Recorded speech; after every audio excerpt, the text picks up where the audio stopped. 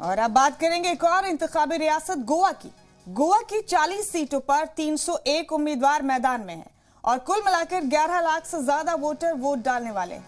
आधे से ज्यादा उम्मीदवार इनमें करोड़पति।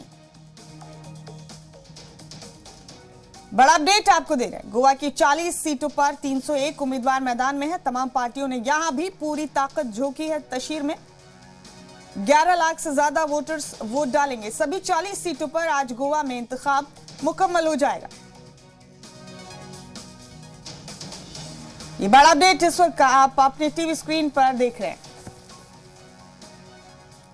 गोवा में 40 सीटों पर आज ही वोटिंग का अमल मुकम्मल हो जाएगा। सभी 40 सीटों पर 301 उम्मीदवार मैदान में 11 लाख से ज्यादा वोटर्स वोट डालेंगे।